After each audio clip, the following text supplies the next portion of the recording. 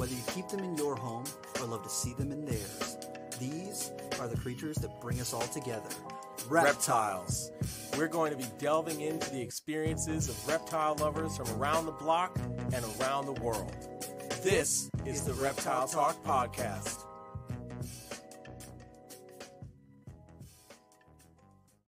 Is going on, everybody? This is Jeremy Turgeon from Brassman Reptiles. And I'm Rob, and I'm keeping it real. Hey, what's going on, dude? How goes it? Dude, it has been an adventure since the last time that I talked to you. I'm here for adventure, man. Dude, I've been out herping a bunch. I have got some little bit of stuff going on in the collection. I have just been like trying to pace myself because I know that we're in the end of February now. If you're listening to this in the future, it's the end of February 2024. Ooh. and I know that for me, field herping, April and May are the most productive months for me. I just see the most things out and about and moving in April and May. And so I'm like pacing myself right now because I know that when April and May come, I'm not going to want to sleep. I'm just going to want to herp all the time. And you just see like on the porch, there's just various headlamps on chargers. Yes. Oh, I've already got 4 headlamps, and I really want to get one of those ones that's like the bar that goes across your forehead, and you like wave your hand to turn it on. Dude, I need one of those. Gotta get me one of those. Those things are field herping to the extreme. Yeah, buddy. How things been going with you, man? Dude, things have been really good. I'm getting settled in the new place we were just talking about. So this room is pretty blank, but there's some stuff that will slowly be making its way onto this wall. So this backdrop will be cool. But yeah, so that's been keeping me very busy, getting stuff up here, still taking care of animals. Amazon's out the wazoo right now, which I'm so stoked about. I have 4 girls that are developing follicles. So we're gonna start pairing some stuff, which is right around like the exact same time that things were cycling last year. So I'm super excited. So hopefully I get a couple more girls that start to build in the next couple of weeks, because I've got probably 6 that are like ready this year, like can breed, and I'm like, let's go for 6. Yeah. So I'm excited for that. A couple ball python things that are going, and then we'll have some cool colubrid stuff, and yeah, it's gonna be a fun season. Yeah, there's a lot of stuff. We're talking about field herping. I did my field herping came to me moment. For those who follow me on Instagram, I posted a story of a spotted salamander in the walkway going to the elevator in the new building. And I was like, I was like, it's a lot easier when you go field herping and the herps come to you. So yeah, I did appreciate that. But we can already hear, if I stepped outside, you could hear all the frogs and everything, which is awesome. I really do enjoy that. So yeah, man, just staying busy. I've been breeding in some leopard gecko stuff too, which will be pretty cool. Yeah, just great fun that has me like feeling a little hectic and chaotic, but I guess that's pretty normal for me. So yeah. Rob's like, where are you now? I don't even know where I am. It's fine. The more that you feel like you know where you are, that's when you truly have no idea, honestly. This is quite true. I always laugh because like every selfie Sunday, I'm like, well, I'm in the car. I see your post and I'm like, I'm driving. I don't even know where the hell I am right now. So it's either here's a picture from me at the gig yesterday, or here's a picture of me on the road. That's what it's meant to be. It's meant to just be, hey, I want you to take a picture like a boomer. I want you to put the phone like directly below your face and then just like as close as you can get, and then just take a picture. Yeah, like that. Basically. Deal. It'll either be that or it'll like just be my forehead up. Like I'm just no. Oh gosh. Yeah. But yeah, exciting things, fun times. If you're listening to this in the future, this episode will actually go up not this week but next week. The members of the Carolina Herpetological Society have our first meeting on the 23rd down at the Serpent Center with our buddy Willie, and I'm super stoked about that. That's going to be a great time. I've been wanting to see that place since he started talking about opening it. Mm-hmm. It's gonna be a blast. So I'm pretty stoked for it.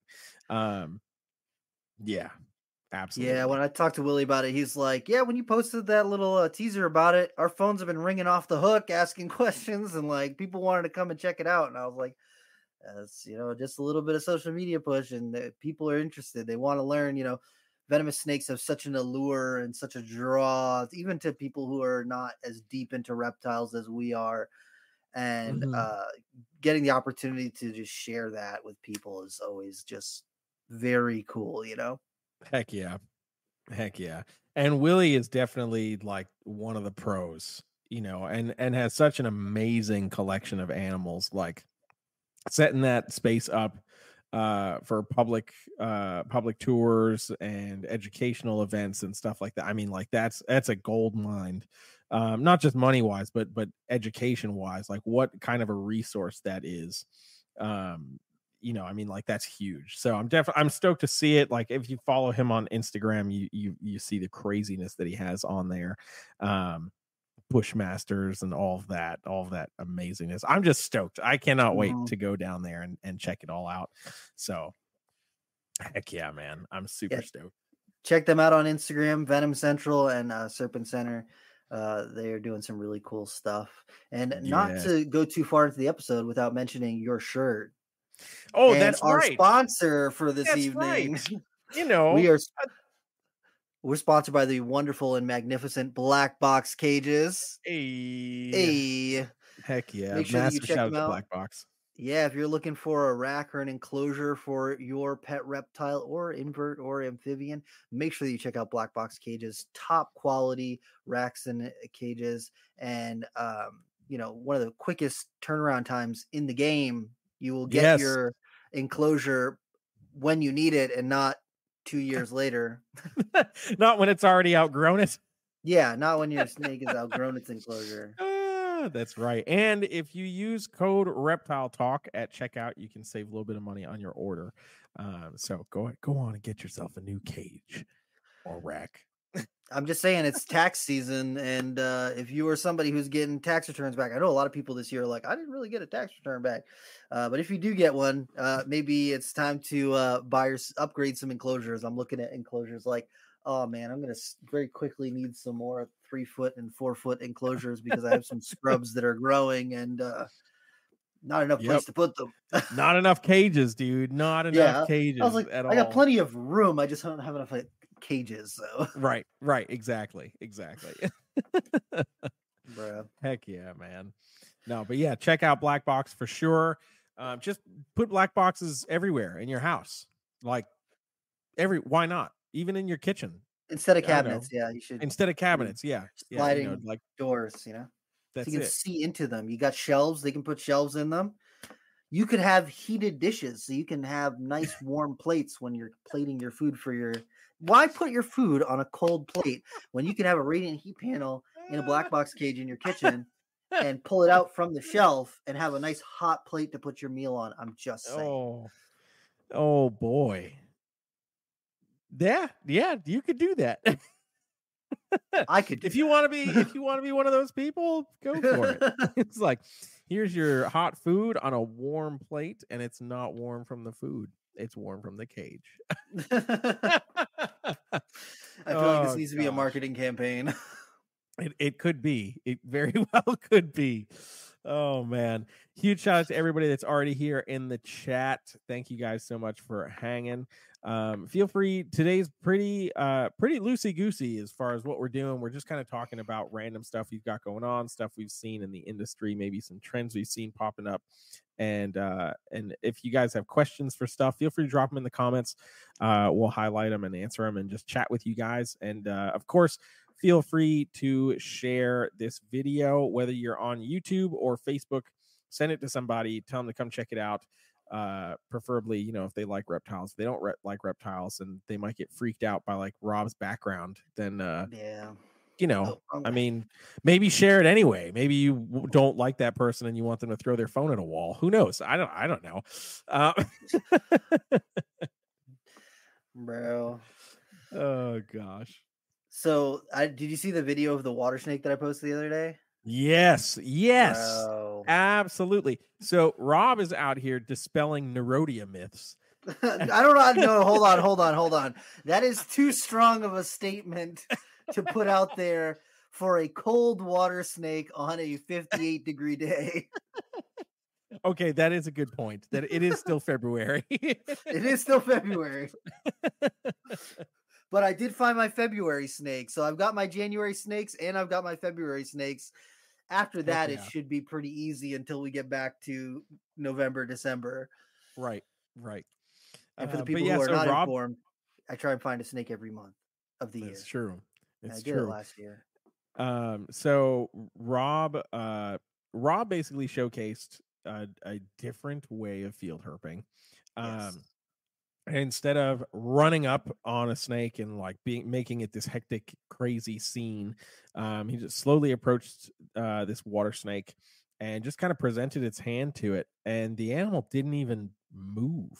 No, I think it was sleeping when I first got up to it, honestly. Which is still impressive because I mean, certainly you have stealthy feet, but not like that. You're also not the weight of a feather. So no. Especially since I moved down here. Getting that barbecue. Yeah, for real.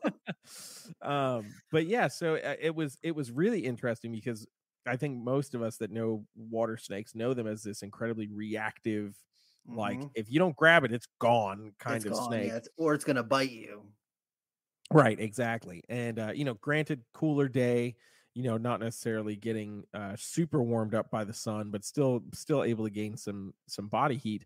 And you just presented yourself to this animal, and it was pretty much chill to the point where you're petting it under the chin, and you get those initial tongue flicks, and it still didn't even lose its mind. Yeah. That was impressive, dude. I took like 2, maybe 3 videos of me doing that because the one that I posted on the whole video is on TikTok, but on Instagram it cut it down to 1 minute and 30 seconds, so I didn't get the whole thing in there. But the one I posted on TikTok, you could see I'm like maybe 8 or 10 feet away when I start recording, and then this snake was below the trail that I was hiking. And so I spotted it from above there, and I was like, okay, I'm just going to try and go down there. And this is one of the things that I was talking about for, I don't know, it was the first episode or like the first episode of this year or the last episode of last year, talking about my goals for this year and things that I want to do when it comes to reptiles. And one of the things that I wanted to do is to explore different ways that we interact with animals and the ways that they respond to our interactions with them. And so this was one of the things that I have had in my mind. I'm like, maybe if I just go up to snakes out in the wild and instead of like running up and grabbing them and making a big commotion about it, if I go up and just try to gently interact with them, see how they respond. And, there's certain species where I am assuming that it's just not going to work, like black racers. They generally don't let you get close to them, or they wait until you step over them until they like panic and then run. So like those are ones where I don't feel like I will be able to make a whole lot of headway. I'll have to, restrain them in some sort of way before I do any sort of interaction with them.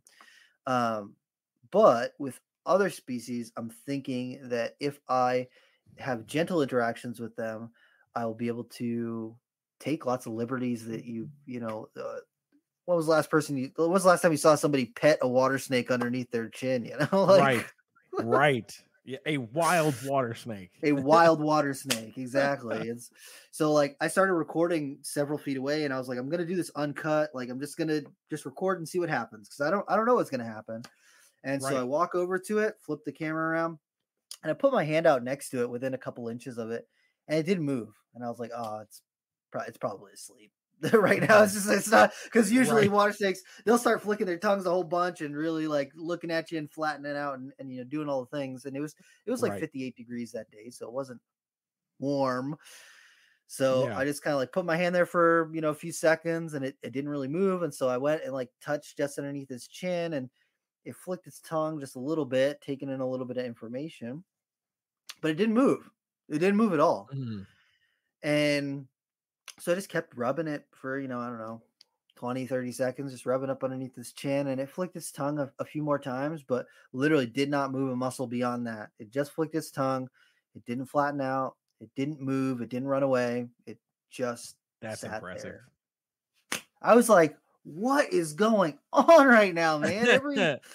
It's like all the things that I know about water snakes. I'm like, what is going on right now? And granted, it's cold.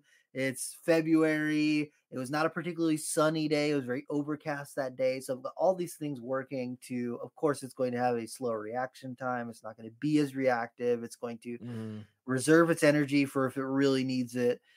But it was still just super laid back. It didn't musk. It just let me pet it right underneath its chin. It didn't even move its head. Like I would expect, like if it was annoyed, that it would at least like move its head in the opposite direction. Like yeah, but no, it literally just sat there, flicked its tongue a few times. I recorded, like I said, the 2 or 3 videos of me just sitting there, just with it. And then after that, I just walked away. I didn't pick it up. I didn't touch it. Like I didn't touch the top of it. I didn't touch its tail. I didn't touch any of the rest of the part of its body. I literally just rubbed it right underneath the chin a couple times and then just went about my day. That's nuts, dude. And maybe the next time that snake sees a person, maybe it'll not feel as negatively about them. Who knows? No, it's not. Yeah, because they're not you. It's not you, dude. True. There's a level of understanding. Like, no, this guy, he gets me. He's okay. The vibes are there, the vibes are there. Right. Yeah. I'm getting scaly vibes from this one. It's okay. It's gonna be okay. I think he's one of us. I think he's creeping it real right now, bro. There he is. Oh man. Okay. I saw a couple comments in the chat. Let's see. Sean asked how many Amazons I'm up to right now. I don't know if I'm comfortable discussing this number. Okay, well, let's see. 28, maybe like 38 or 39. I think that's what I'm up to right now. Jeez. But to be fair, I'm downsizing on other things. Yeah. So it's not like I'm just like amassing more and more and more into the abyss of snakedom like I have done in the past. No, I want to say it's probably like 38 or 39 right now. That's a comfortable number. Yeah, sure. It's not 39 colubrids that poop 3 times a week. I do have 40 colubrids that are doing. Okay, never mind. I take it back. I take it back. But so I mean, like I went from, let's see, before I really started the downsize, I was probably at like 170 ball pythons, and now I'm down to maybe 60. And I'm trying to get that number even smaller. I'm actually trying to get down to about 2 dozen. There's really specific stuff. Like I'm producing like some triple het true ghost clown stuff this year. So like hold back that kind of stuff. Doing some DG clown stuff hopefully this year. So just like random stuff that I just enjoy, but I'm not chasing the rabbit hole of ball pythons. I can go on that tangent in a moment, but downsizing on that, I've downsized significantly on Morelia, and let's see what else. I've also downsized on bloods and the short tail stuff too, and still need to keep doing that for the sake of space. But yeah, there's a lot of Amazons, man. There's a whole lot. And the potential to have at least 3, maybe up to 6 litters this year, 3 or 4, possibly up to 6 litters this year. Including some leopard and maybe some tiger het leopard stuff. So there's gonna be some holdbacks, Rob. I love leopard Amazons, bro. I think that's like one of the most underrated Dude. Amazons, honestly. You got to come to the house, Rob. That's all I'm saying. There's a lot of leopard Amazons right now. I love leopards, bro. I wish that there were more of them around because they're just so freaking cool. It's been interesting like looking at them, because now, you know, with the number that I have now, like I've got a couple from Ryan that are like dark, like very, very dark, and then there's a couple that are like quite bright in color. And some of them like are also like around the same size and age already. So I'm just like, man, what is this? Just natural variation within the gene, or is this something that we can like isolate lineage wise, like where you get darker leopards or lighter leopards, or is it just kind of like a random one-off kind of thing, like you get what you get? So that's definitely gotten my brain working about that gene, and I'm intrigued, to say the least. But I'm just about at capacity for Amazons right now. For now. Really? For now. Yeah. Really? Yeah, I was trying to dial myself in between 40 and 50 was kind of like the sweet spot where I wanted to be. And the only way that changes is if I get anything, you know, out of the blue. That changes things up, which could happen, you know. And and then maybe it's 100 Amazons, and who knows?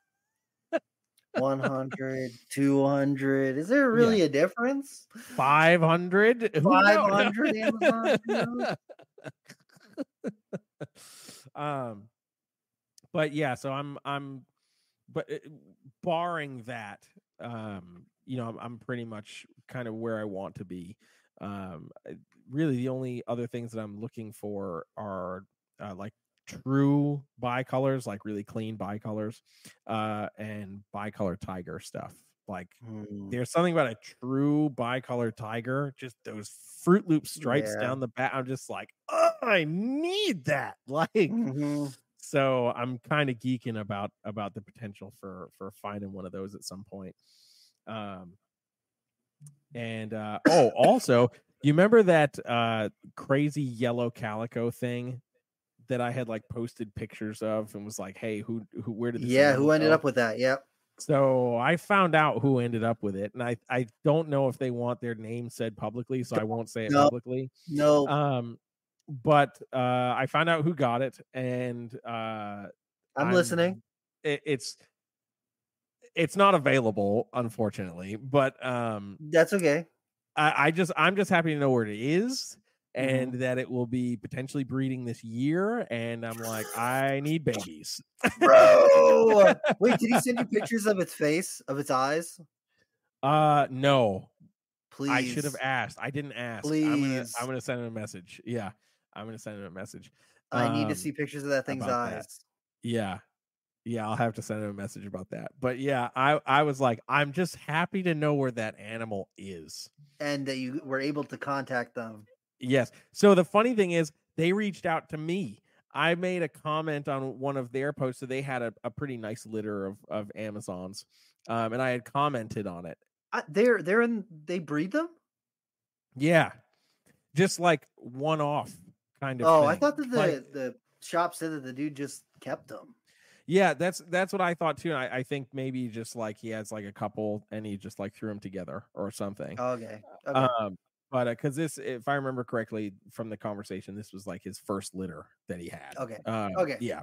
Yeah. So, but he's like, I have this animal. Like, I definitely do want to try to breed him and whatever. And I was like, well, you let me know. Mhm. Because I was like, that was an animal that I was so pissed that I missed. Yeah. So, Mhm. but it's cool to know where that it's ended up somewhere, and that it's not just vanished into the ether of keeperdom, and that there's something that's going to happen with it. So that has me excited. There, I've already answered the ending question right then and there. But yeah, so Amazon insanity is happening. And that's really what my primary focus is going to become. I think pretty much everybody who follows me on Instagram has kind of seen that recently. Just like I'm downsizing, just trying to sell as much other things as possible, other species as possible, to really just make space.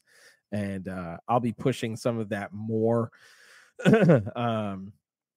in the coming weeks, especially now that shipping weather is going to be coming back to get things up north, because that's been a huge hindrance. So now that window's opening up, I can try to push a few things up there and go from there. But yeah, I'm excited about Amazon's, to say the least. I'm so excited. How are things in Scrubland? They are good. Actually, one of my friends, I think he's in Pennsylvania. He just reached out to me, and he had offered me a pair of Southern Scrubs a year or two ago, and I was like, I just don't have the space for them right now. And he's like, well, I kind of want them to go to you, and if we got to figure something out. And I'm like, and then he reached out to me again, like maybe a year ago, and he was like, my wife kind of wants me to keep him, so I think I'm going to keep him for now. I was like, that's fine, no big deal. And then he just reached out to me again, and he's like, hey, you want these Scrubs? And I was like, oh god. I was like, I don't really have the cages for them right now, but if I happen to come across some enclosures, then maybe I'll take them. Right. What a roller coaster that is. Yeah, and he's like, he would know where they're going, and he know that I'm gonna work with them, and he's like, the female she's a dick, and I was like, that's okay, that's we can work on a relationship later. Right. It's par for the course of Scrub. Yeah. The female Southern that I've got right now, I got her when she was really, really small, and she was horrendous until the last 6 months. I'm not even kidding, bro. Until the last 6 months, because when I moved here, I was just like, set her up in a bigger enclosure so she sees me all the time, moving around, doing things. Yeah. And then, the last couple months, I've been doing periodic handling with her. And she still will like pee when I go to take her out, but she doesn't just come straight for my face anymore, which I appreciate. Yep, that's a good thing. And for the most part, when I have her out, she's pretty smooth and concise. She just kind of does her thing, and as long as I don't get too close to her face, and she's really good. So I'm considering taking those in, because Southerns have not been a huge focus of mine. There's already not a lot, but there's already people who are breeding Southerns, and they're fairly well established as captive Scrubs in the hobby. So they're not one that I had a main focus on, and my heart is really with the Barnecks. The contrast on them is just, it tingles my brain in the right way. So it's just been more my focus to be on the Barneck side of things. But so I might end up with those. It really depends if I find enclosures. I periodically look on Marketplace and Craigslist and stuff to see if I can find, snag a 3 or 4 foot enclosure. But there's such high demand right now. It's like, that's true. Yeah, I had so I will do the same thing from time to time if it's just like, if I can get my hands on something at a decent price, because I've got, while I'm downsizing on the Morelia, I'll keep my albino carpets and a couple of random things like that, the ocelots and stuff. So I want to have cages for them. So periodically I'm just like, hey, if I can find one for really cheap that's local, I'll grab it, and whatever. And so I found somebody on Marketplace that had some 4x2x2s, and I was like, okay, that's cool. I'll check them out. And it's probably maybe 30 minutes away from me. So I was like, okay, not too bad. And I was like, the picture showed maybe like 5 or 6 enclosures, but the way the ad was worded, it sounded like maybe there's only like one left. Yeah. So I sent them a message and asked about them, and I was like, are they still available, hoping that there would be multiple, and then I could get a number, and it was just like, yes. And I was like, how many are left by chance? And I have a lot, was the answer. And I'm just like, a number, hit me with a number, like I'm willing to pay for a lot if you have a lot at a good price. At a good price, and, and he's like, well, I have quite a few, and I'm like, a number, would be great. A lot. So do you have 4 of them, or do you have 36 of them? Because that's a different number. Because if you have a room full of 4x2x2s, that's very different than a stack of 2x2x2 or 4x2. Literally, I'm like, you don't know who I am. You don't know what I'm really asking. I'm literally asking if you have enough for a room. Like, so he was like, well, you just tell me how many you're looking for, and I'll tell you if I have that many. And I was like, 5. I was like, do you have 5? And he was like, yes. I was like, 8. How about 8? And he was like, yes. I was like, 15. Do you have 15? No, I don't have 15. 12. Okay, so we're getting somewhere now. Yeah, right. I'm like, okay, I'm playing guess the freaking number. Anyway, the dude was like so bad with communication. It like nothing. I didn't get anything. Like, it was just so bad. And I find like I was losing my mind, like every just one word answer or like half of a sentence. I'm like, dude, I've asked you the most specific thing. Do you have this cage? Do you have multiple available? How many do you have available? I'm coming to you to pick them up. If you have X number of them, I will do that. And I have a few. I have some. I have some things. I have cages. Like, number. Number, price. Number, price. Number, price. That's all I need. Dude. Literally, bro. And I was like, and eventually I was like, delete message thread. I'm like, this is not worth my blood pressure skyrocketing for some 4-foot cages. Yeah, especially because he's gonna tell you and it's gonna be retail. Yeah. Oh my god. I was like, no. I can't do this. Yeah. No. Just no. That's why you go to Black Box and you just get your cage. Save yourself a headache, for real. Oh my gosh. Sometimes you find a good deal. Other times you find some. Yeah. Sometimes you go to Black Box instead. And that's what you should just do in the first place. It's 100% true. It's 100% true. It's what I get for trying to buy local. Oh man, dude. Freaking insane. Have you seen anything online that has got you kind of geeked out about reptiles recently? Dude, yes. Mike Clarkson produced Acrocordus granulatus, which are these small file snakes, and he produced, I think he said it was his 3rd litter of them, and I'm like, oh my god, that's so cool. I don't talk about Acrocordus very much, and I it's just like not something that comes up in conversation when I'm talking about reptiles, but man, I love file snakes. They are so cool, and I have loved them for like over a decade. And I just like am so fascinated by them, but there's just not a lot of information out there by them. There's not a lot of people that are breeding them. We had Revision Reptiles. Oh yes, yeah. Talking about the large ones, the elephant trunk snakes. Yep. But Mike Clarkson is breeding the small file snakes. There's small elephant trunk snakes. They look like a sea snake, bro. They are so cool. When I saw Mike post that picture, I was like, "Oh my god, sea snakes!" Because I was just scrolling so fast, and I was like, "Oh, that's a whole stack of sea snakes." Oh, it's not sea right, snakes. right, exactly.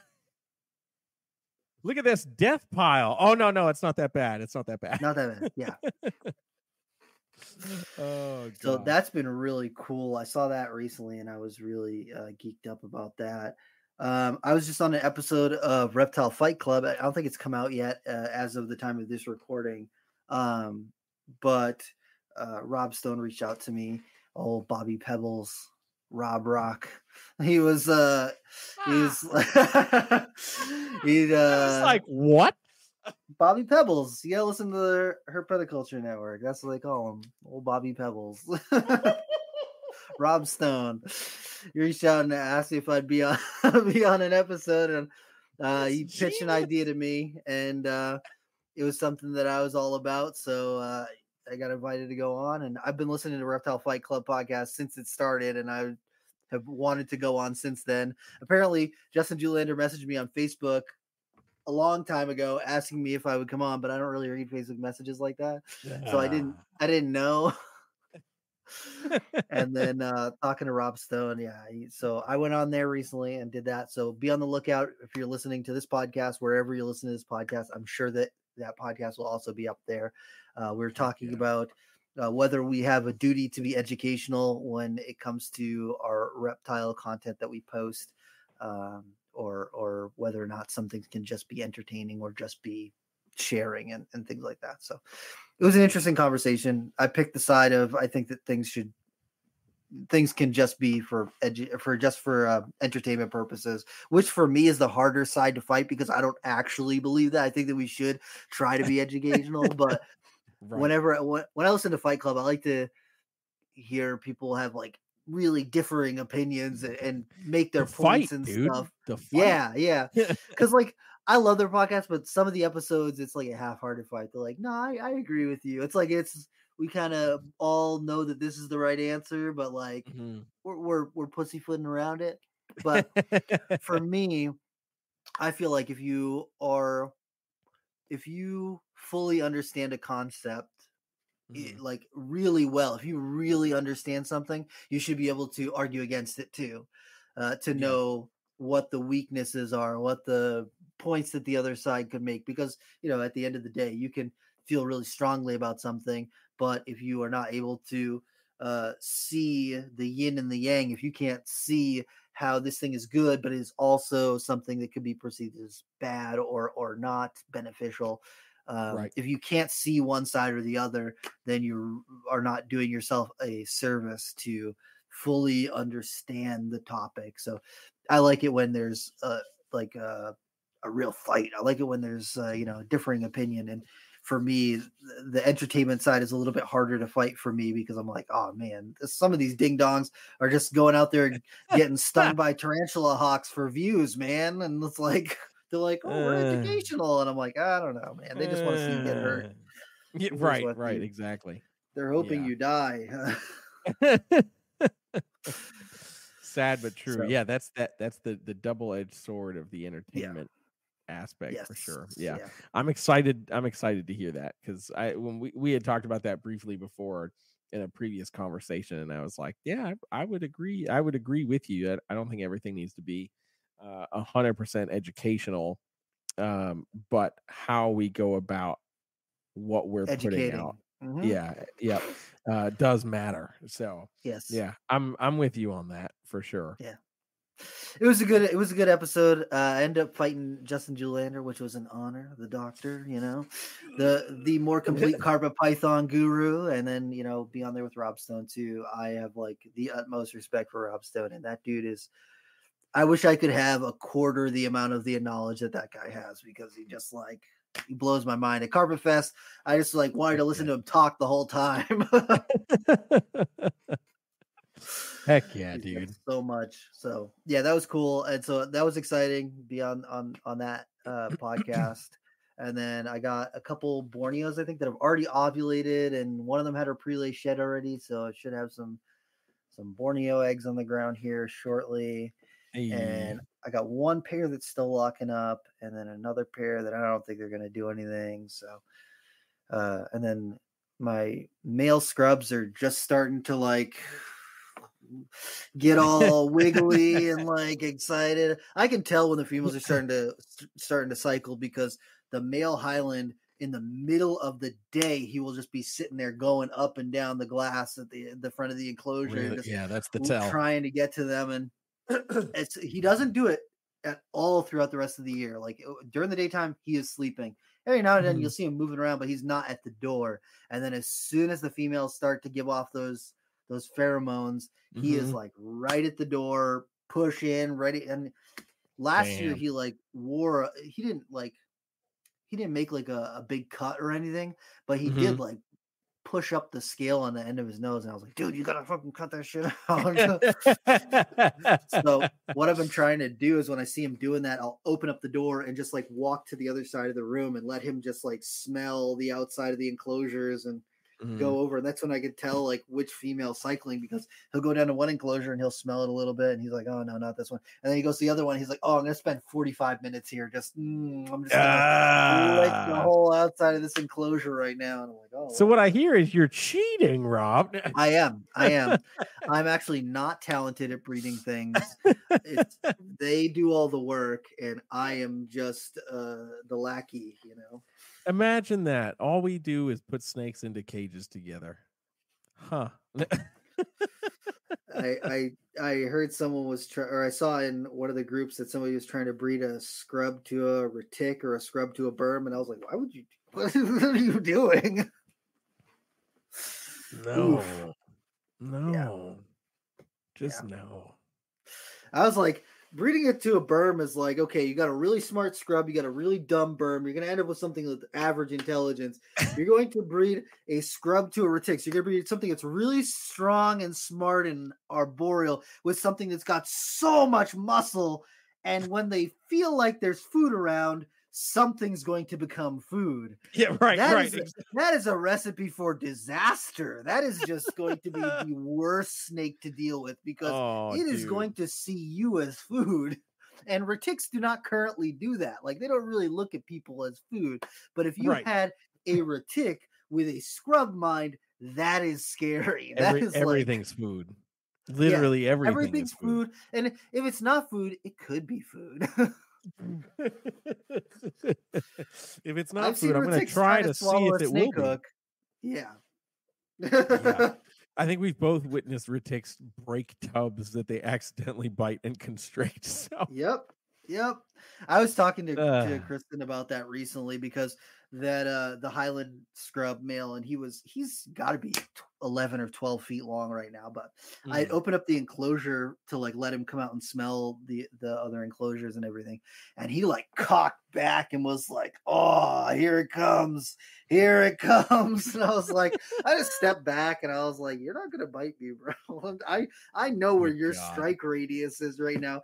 So I stepped like kind of up to where the strike radius was, and I was like, Kristen, he could strike to like right about here, and he struck to right about there, and I was like, that's all he's got in him right now. That's all it then is. You see the back end start to come up a little bit. I was like, okay, hold on. Wait a minute. Strike radius. Yeah, exactly.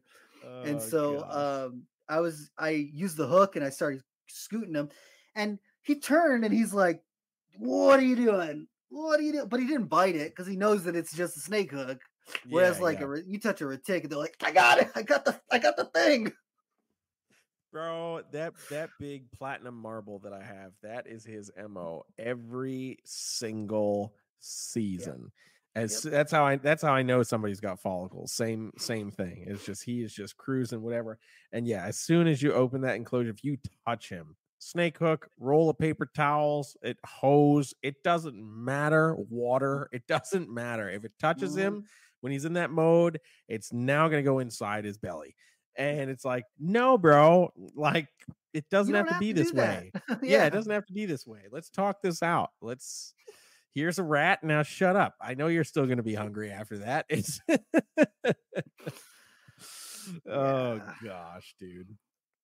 But that's cool. That's cool that you have an animal that goes through that behavior pattern every season for the cycle. So that it gives you that heads up, but also like that which we've talked about multiple times on this podcast, like that goes to really just understanding your animals and knowing your animals and what to be looking for, because the average person might just be like, oh yeah, today he's just in an excited mood, or he's cruising around for some reason. It's like, no, maybe he's hungry. Maybe, yeah, right, exactly. And you're like, well, the way Mercury is in retrograde right now, I think he might just want to breed. I don't know. It's just a thought, For real.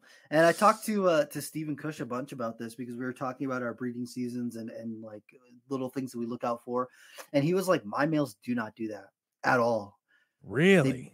They don't do that at all. And he's like, he palpates stuff and does things. And we're going to talk to him about scrubs and have a scrub episode. Yes, so I can't wait for that. Take away from any of this. But I was talking to him and I was like, yeah, my male Highland, as soon as the females start to give any sort of pheromones for cycling, he starts being active. And he's like, my males just don't do that at all.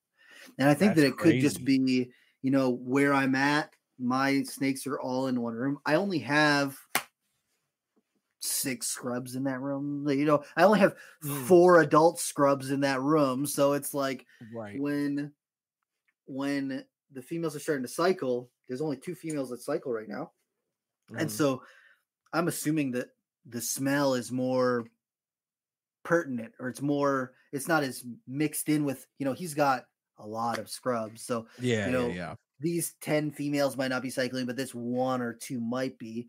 And like, it just kind of gets lost in the chaos of scent. I don't know if that plays into it, but it could just be that I only have 4 scrubs right there. And when one of them starts to go, the other one notices, and it could be that. It could be something completely different. It could just be that male is really horny and he just, he knows when it's pound town, man. He knows when it's time. He's like, I got my tickets punched. Like, you know what time it is. So I just got my tickets to Pound Town. 2 tickets, baby. Mwah, mwah. Oh gosh, I'm here for it. Yeah, I can't wait for us to do this episode with Steven. It's going to be really good. It's going to be great. I'm definitely really excited about it for sure. You got your Amazon tree boa episode now. I think I need a scrub episode. 100%, dude. 100%. And then we'll have another Amazon episode. And then hey, I love Amazons. Man, I can't wait for you to see the shit over here, dude. It's oh god. It's gonna have a day. It's just gonna be nothing but Amazons. It's just gonna be a showcase of Amazons. And I'm okay with that personally. But dude, this carnage, baby. Bro. Immediately sweating. Like, I've seen plenty of red calico animals, especially now that like I'm really into it. Like, I pay attention to like everybody that's got as much as possible. And watching babies develop is super, super intriguing. But the white on this animal, like, I keep tabs on everybody that got one of those carnage babies, and usually after a shed, they'll post a picture and tag me in it. And I need to reach out to Jay Tingle over at the Reptarium to see how that one is that I brought to Brian to see. I want a picture of it and see what it's looking like now. But dude, the white is just immaculate, dude. Like the white on the head is what's really throwing me for a loop. Like, I'm just literally watching this white.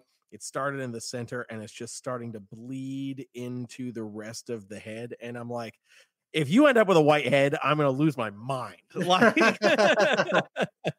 like, I'm so geeked by that.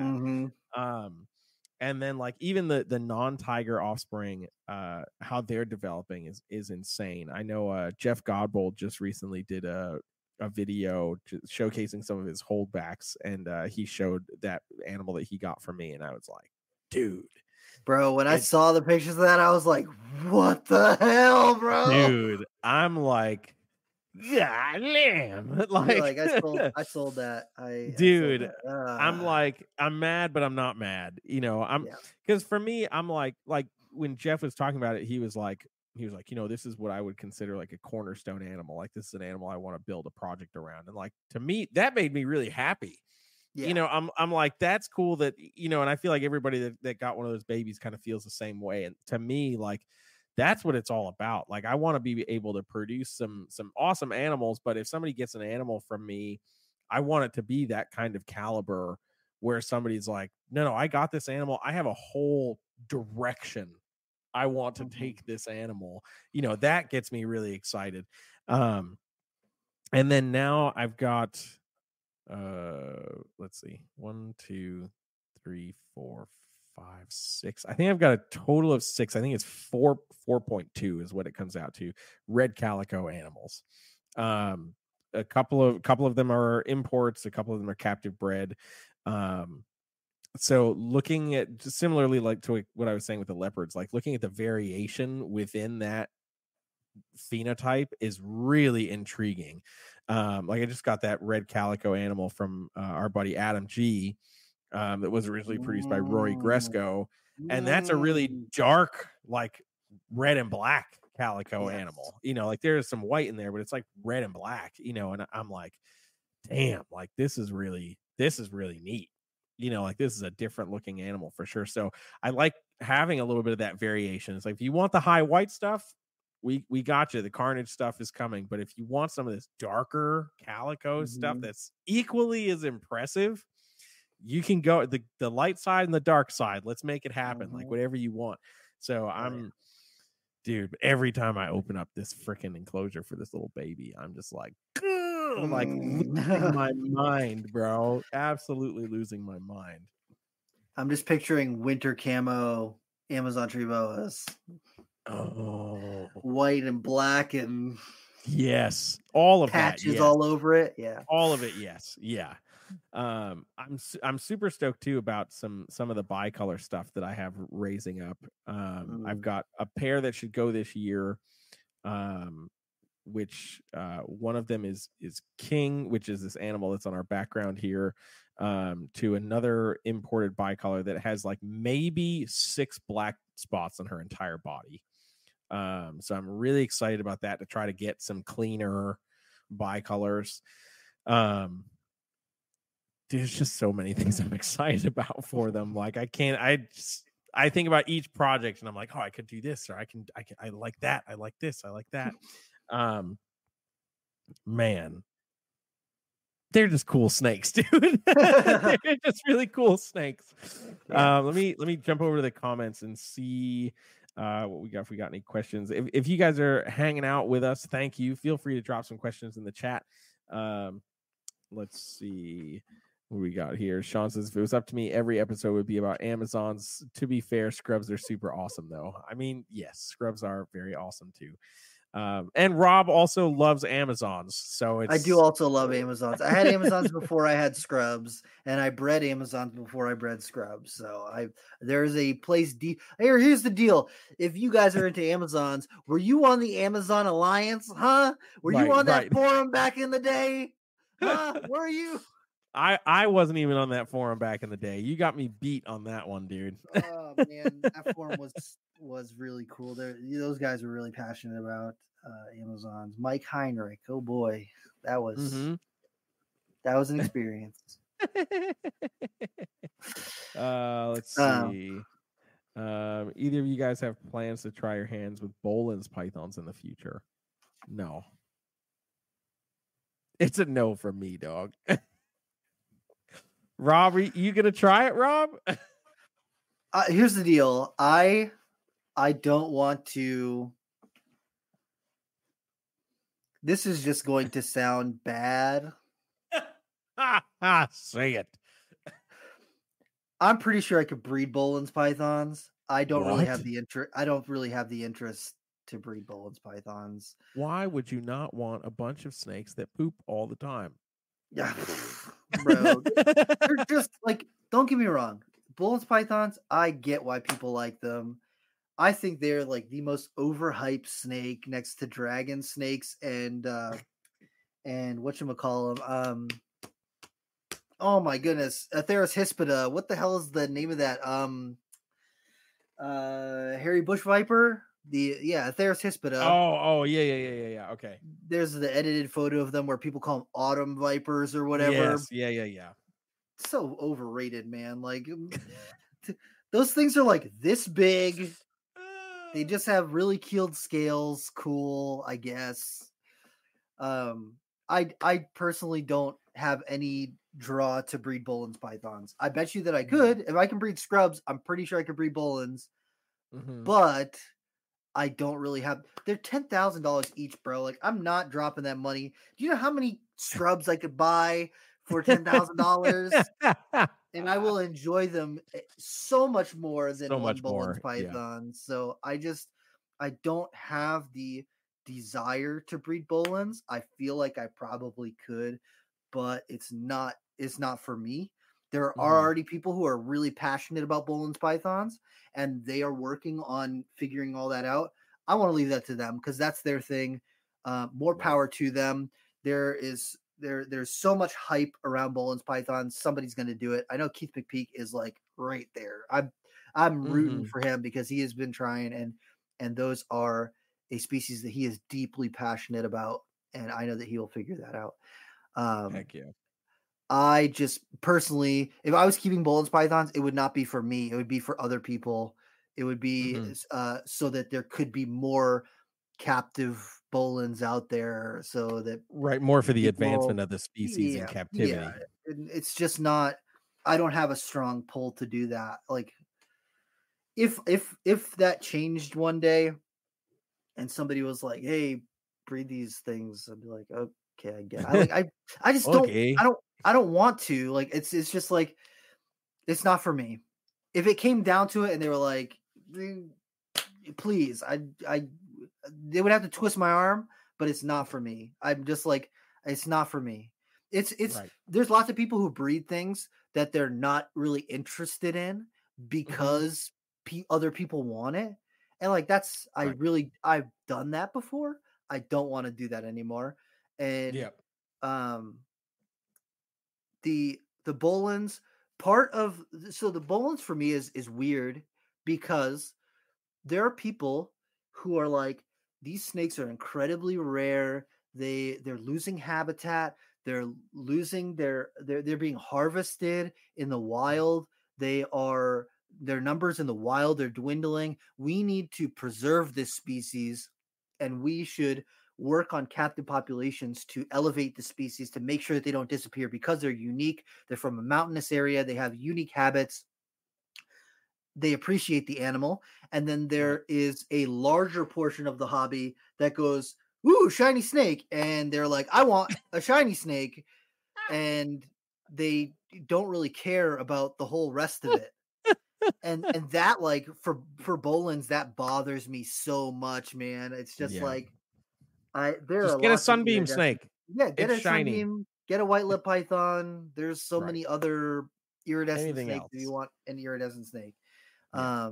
And so I think that's one of the things that really just puts me off of Boelen's pythons, because like there's a whole bunch of people who are hardcore passionate about it, and that's why, like, you look at people like Ari, like Keith, and some of the other people that are working with them, and they're like, "Oh yeah, like they're pretty and everything, but the real reason why I'm working with them is because of these unique habits, because of the area where they come from, because they are a unique species in all the other things around them being iridescent, regardless of them being iridescent."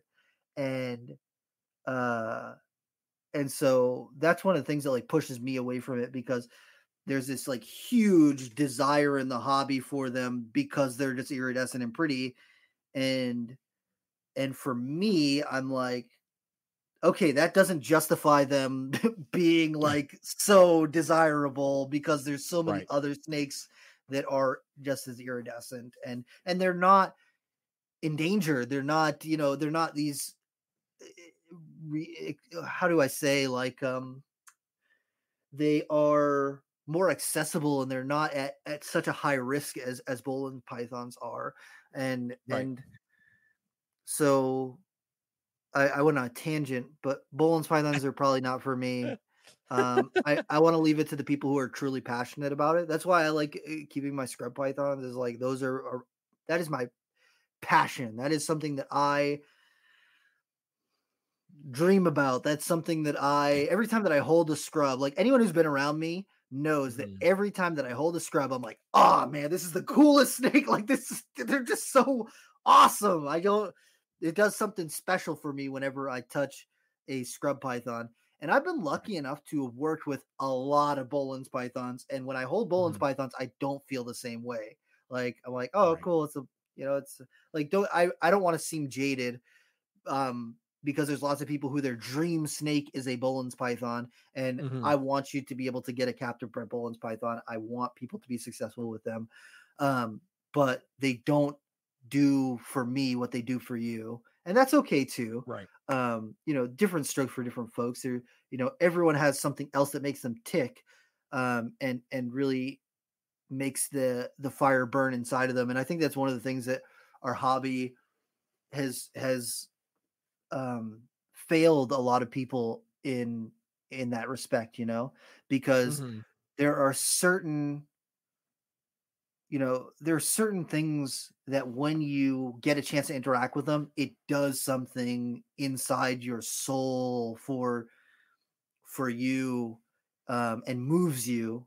And a lot of people don't find that because they get so caught up in trying to breed a morph or trying to branch out into a bunch of different things or whatever. And I think a lot of people forget that the reason why they were drawn to reptiles because it made them feel something in here.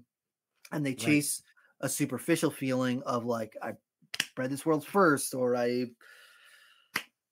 did whatever, man. And it's like, there's something deeper there that a lot of people, I personally think that a lot of people miss, that they haven't connected with. And that's not to say that they can't, it's just that they haven't. And the way that the hobby perpetuates certain species and really puts an emphasis on certain things, I think that distracts some people from finding that thing that really, like, when you take an Amazon tree boa out, man, I know that something in here just goes, dude. It's so yes, it's like, absolutely.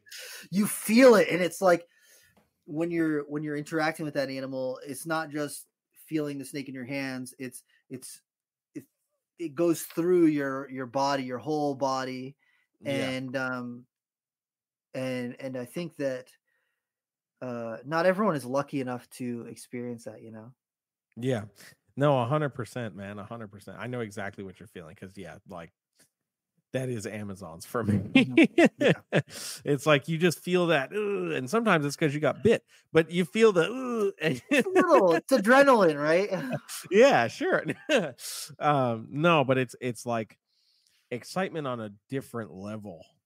Yeah, like energy on a different level when you're working with that snake that really, or reptile, doesn't just have to be a snake, that really just gets you to that point of like I don't know, for me, whenever I'm holding an Amazon, I'm far more interactive with that animal, like in every way, not just from the handling sense, but from I'm paying attention to everything about that animal. Like I'm looking at the color scheme, I'm looking at the behavior, like I'm really paying attention to how tractable this animal is becoming. Like I'm logging in a lot more on Amazons than I have on really pretty much any other species. I think the only species that's ever come close would be like the carpets and stuff for me, where I've just been like, yeah, like these snakes are awesome, but I've gotten to a point now where I'm like, no, the Amazons they've maybe passed that moment a little bit. They're just a different animal. So I totally 100% get what you're saying on that. And similarly, like we've both had the chance to work with a large number of Boelen's pythons, and it's awesome to have had those experiences.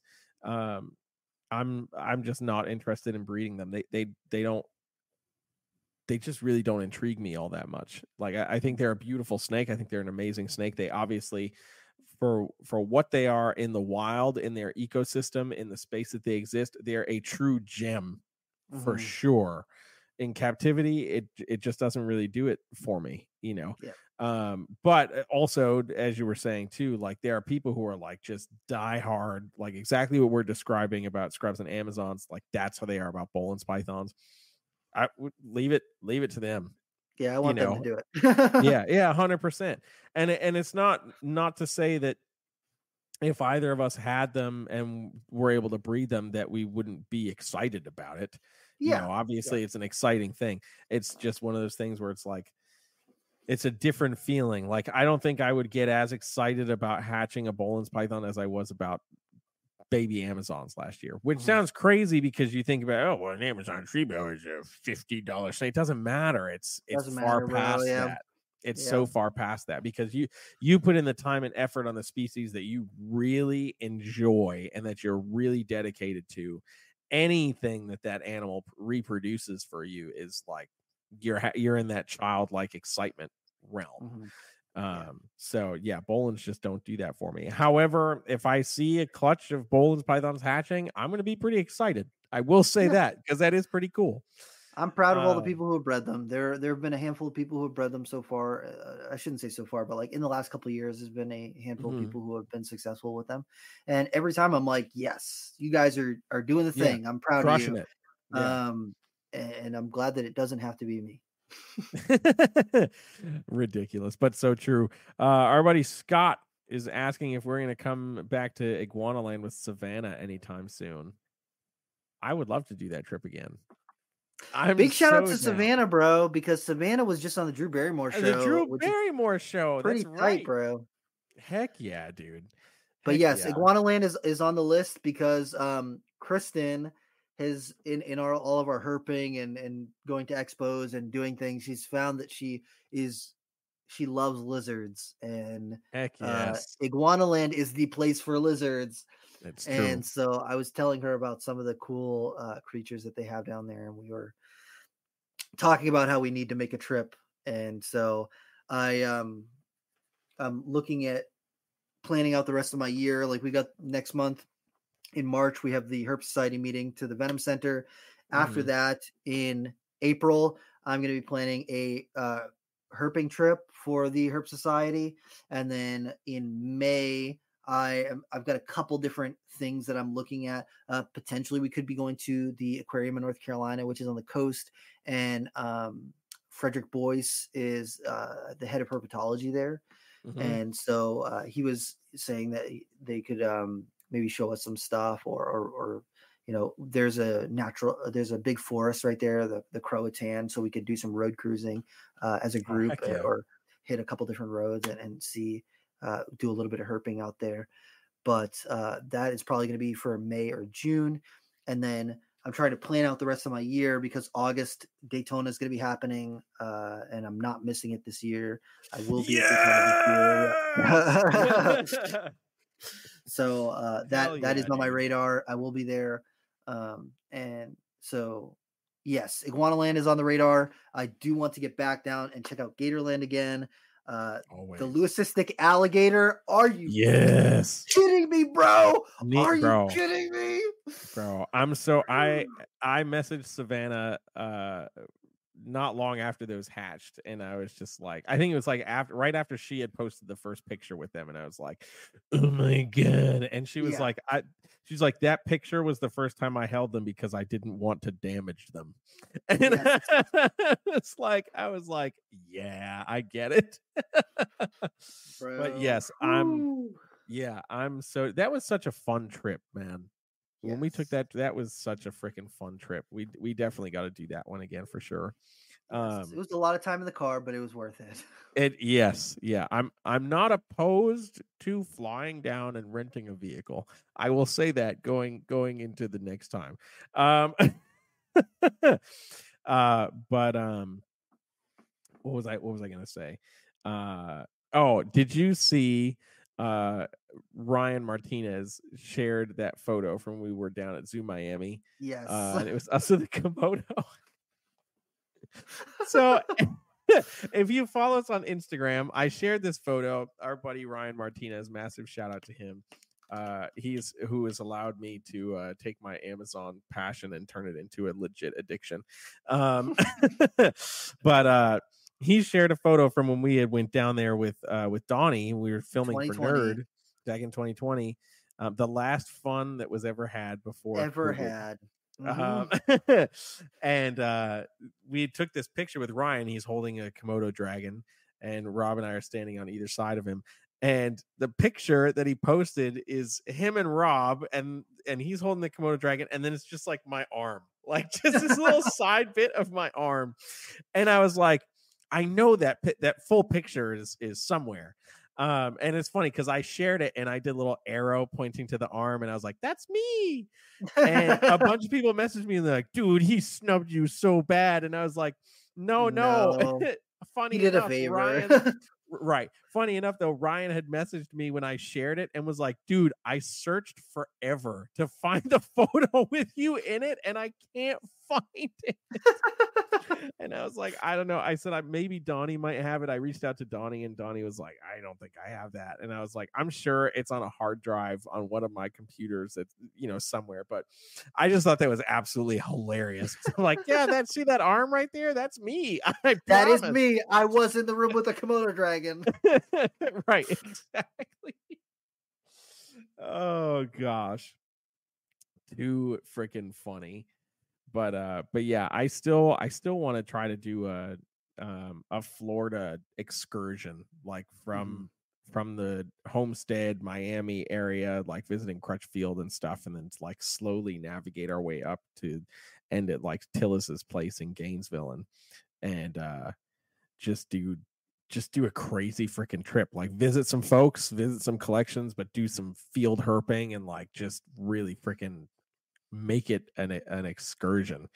I was gonna say field herping is a must. I'm not going to Florida and not field herping. 100%. But it's like, it's one of those things where it'd be cool to reach out to some of our native Floridian friends and be like, hey, like we want to hang out during the day, like let's check out your collection or whatever you might have, and then like at night let's go herping, like let's go cruising, let's go do whatever. So that's definitely something I want to try to maybe make happen this year. It's just the amount of time. Florida's a big state. I feel like we might have to do 2 trips. We might have to do like a southern trip and then a central northern trip. Yeah, I agree. Because I also feel like southern Florida's got a lot going on. It's its own thing, man. It really is, dude. It really is. Like, we just need to be on fan boats in the Glades and then visit the rest of Florida. Like, but yeah, no, I'm all for it, dude. I'm all for it.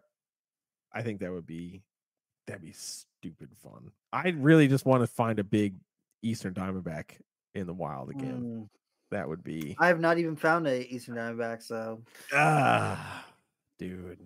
The only venomous snakes I found in Florida was the pygmies when I went to Daytona last time, and then the cottonmouths we saw at Gatorland. Yes, I remember that was always funny too. Like, I want to find a copperhead or a cottonmouth while we're here. Literally take the turn, like, found one. I was like, there. You guys, there's no adventure. We walked in and there's one right there. Field herping's fun when they come to you, man. That's true. And I was hyped. I got to actually like sit there and photograph that one. I've been trying to get my camera out and like actually take pictures of things recently. So that is another thing that I'm adding to my 2024 list of herping things to do. Heck yeah, dude. Heck yeah. So, I'm here for it. I'll be for the first time, I'll be at Tinley in March. Working it with US Arc. Oh, US Arc, hell yeah. Yep. So I'm excited for that. It'll be the first time I've ever done a spring show, so I'm looking forward to that. Phil actually messaged me right before we went live. I'm gonna make sure he didn't message me again. No, okay, cool. Just to make sure I had everything set up and lined up for that. So I was like, yep, I'm ready to go. So, but that'll be fun. I'm excited for that. Get a lot of content. I hate the fact that every time Tinley happens, it's cold.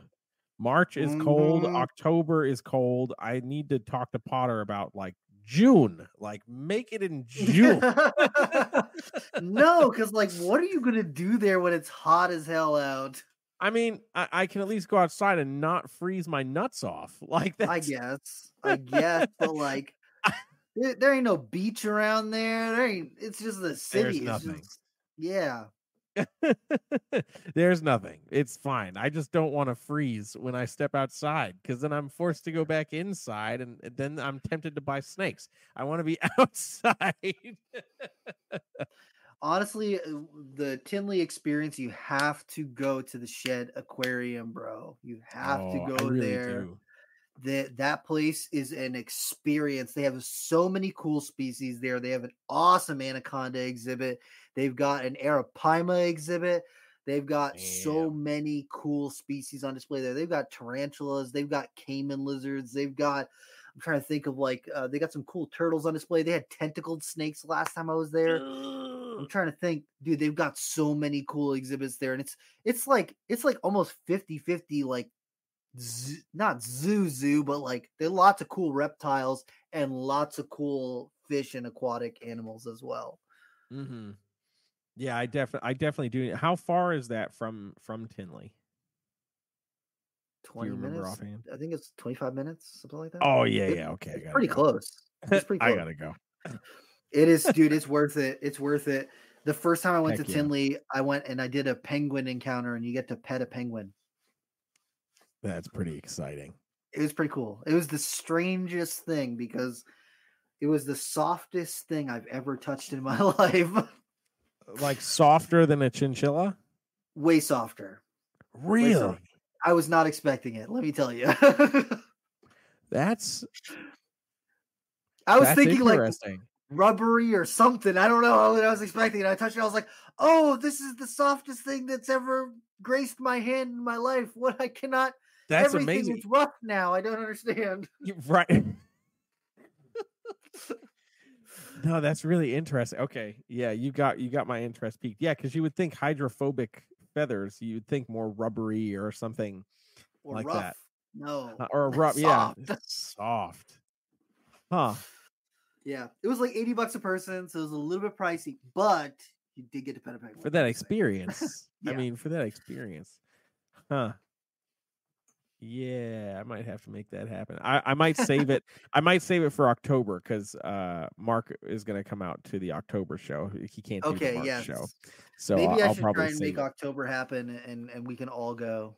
Oh yes, do it. We can split a hotel room, bro. We got this. True. We can make it happen.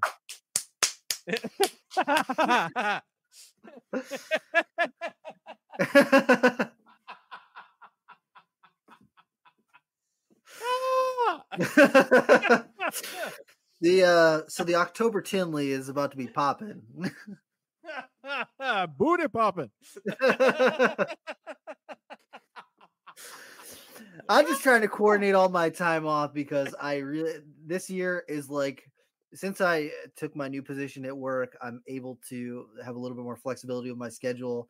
And so now I need to make Arizona happen. If I go another year without seeing Cartalis molosis or Willard eye, my head might explode. So dude. I need to make that happen in one way or another. And then after that, Daytona is next priority. And then after that is Tinley. So heck yeah, dude. I'm here for it. I'm trying to plan.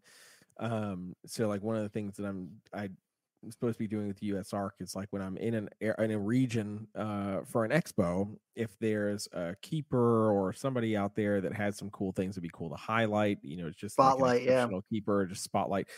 Try to line up to be able to do some collabs with them, and of course, like March Tinley is hard. Like there's not a whole heck of a lot going on, but Mike's monitors. I know Mike's monitors, absolutely. And also I would love to get some field herping shots of stuff when I go back to Cali in June. Hang on, let me get the rest of the statement out there. But with Brian Gundy. Gundy knows all the spots. Mm-hmm. And I would love to get the chance to go field herping with him and get some really cool in situ shots of different Crotalus, even some of the San Franciscan garters. Like he knows some spots. And I'm like, this could be really fun to get really good pictures of wild snakes. Yeah. Hell yeah. So yeah, I'm all about taking the trips and making the time for sure. Yes, dude, that'd be tight. I'm hyped. Hell yeah, dude. Hell yeah. Well, we have breached our hour mark, and that's totally cool. It's been a fun episode just hanging with everybody here in the chat and just talking about fun stuff. So, Rob, we've already talked about what's gotten us excited. Yes. So, what's depressing you about reptiles? Yeah. What's making you sad and angry? No, why are you mad at Morph Market right now? Let's not get started, Rob. I'm just kidding. I'm just kidding. On next week's episode, find out why. Screaming. No. But we have talked about what gets us excited and what we have that's hyping us up for the reptile industry and all these fun things. So what, Rob, is something that's totally caught you off guard that you've seen happening in the reptile industry right now?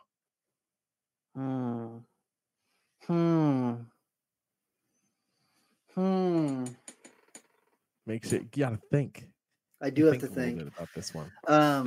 One of the things, I don't know if this caught me off guard, but this is something that's really cool, and I'm going to give him a shout on our podcast, is Justin Smith from Palmetto Coast Exotics and the Herpetoculture Network.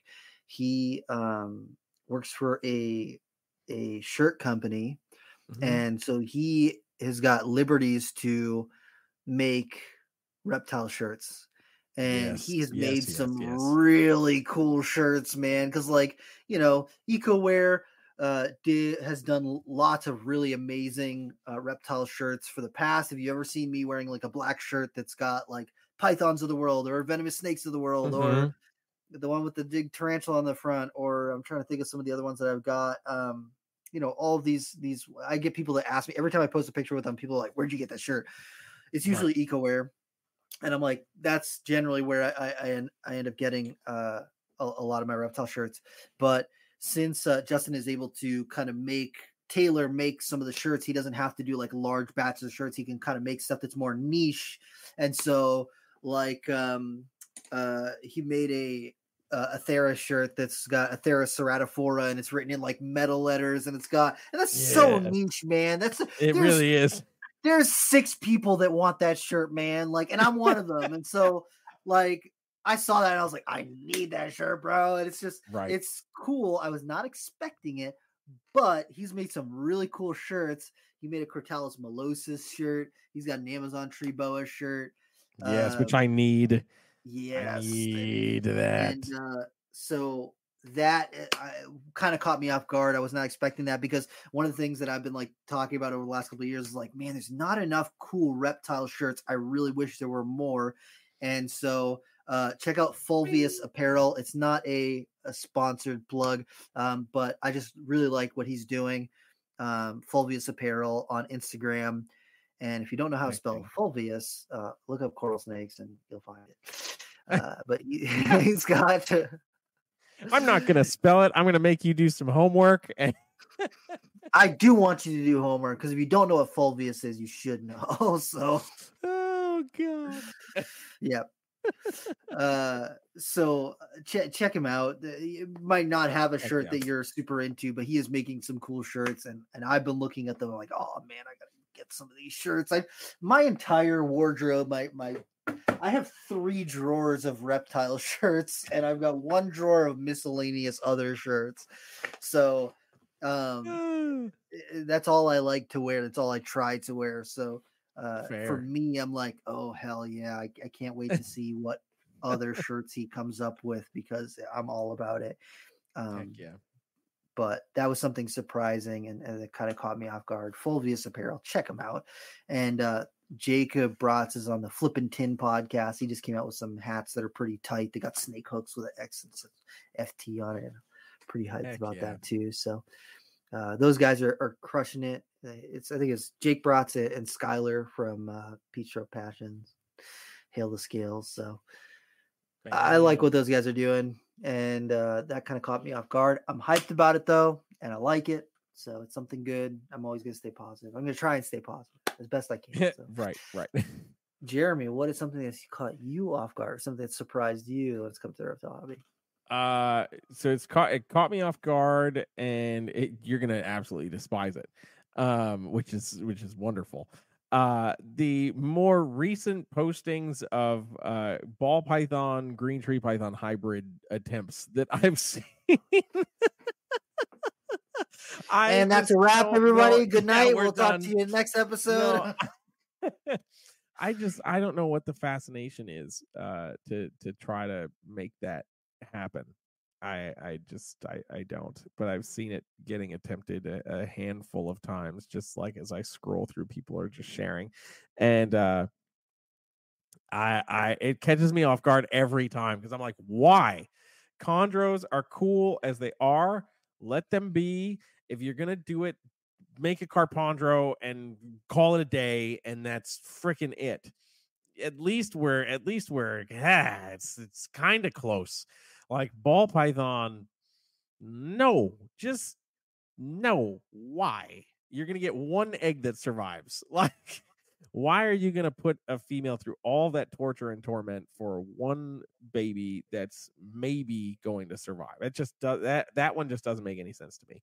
So that has caught me off guard that so many people are really trying to go for this hybrid that just really just shouldn't exist. Yeah, exactly. It's just like why? But I didn't keep that one quite so positive, but we got to balance out the happy with a little bit of what the fuck, dude. I fucking guess, jeez. Oh man. Whew. Well, with that, Rob, if people want to find out what you've got going on, or if they want to see you interact with Wild Nerodia, where can they find you? Yeah, check me out on Instagram at Rob is Creeping It Real. TikTok, Rob is Creeping It Real, since Instagram will only let me upload videos that are a minute and a half. TikTok will let me upload up to 10 minutes. So if I can do more of these uncut videos of just recording my entire interaction with wild snakes to see how I can maybe change perception on how we do that sort of thing, check me out on Instagram or TikTok. Please do not add me on Facebook. I don't want to be your friend on Facebook. Ever. He will never want to be your friend on Facebook. That's not true. I did get a friend request from somebody recently, and I was like, oh, shit, they want to be my friend? Hell yeah. But that happens once a year, okay? That's I was going to say, that's pretty rare, a very rare occurrence. Yeah. And Jeremy, if people want to see what you're doing and check out your amazing Amazon tree boas and more of those things, where should they look you up? You guys can check me out on Instagram and Facebook at Brassman Reptiles.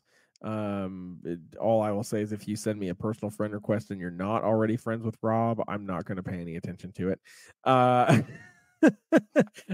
my vetting process, is I check to see if they're friends with Rob, and then I'll add them. If they're not, then sorry. But yeah, Brassman Reptiles on Instagram and Facebook. You can find me on TikTok at the Brassman.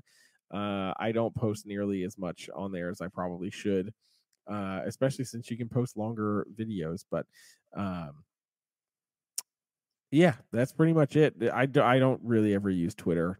Every once in a while, I remember like, oh, Twitter's a thing, and I like post one thing, and then I forget about it again. So yeah, it's just like the thing with Twitter for me is that Twitter is in the moment, and if you don't catch it in the moment, it doesn't matter anymore. Yes. And I'm not going to sit on Twitter just to see what is happening in the moment. I will catch it later at my own convenience when it's on anywhere else. Literally anywhere else. And if you guys want to see what I'm doing in the moment, I post on my Instagram stories. So like when I'm out field herping, I post on my Instagram stories, so you guys can catch it whenever you get to it. And then if I have something actually like overly, something that's a little bit more important, then I will share it directly to my page. But as I'm going and just finding things and doing things, it goes on my Instagram story, so you can follow what I'm doing there if you need to. Bam. Well, guys, that is it. We will catch you next week. If you're listening to this audio only, we'll catch you next week. If you're listening to this or watching this right now, we might see you later this week with another episode. You never know. But all right, guys, thank y'all so much for hanging, asking some questions, and just chatting with us. We'll catch you on the next one. Later. See ya.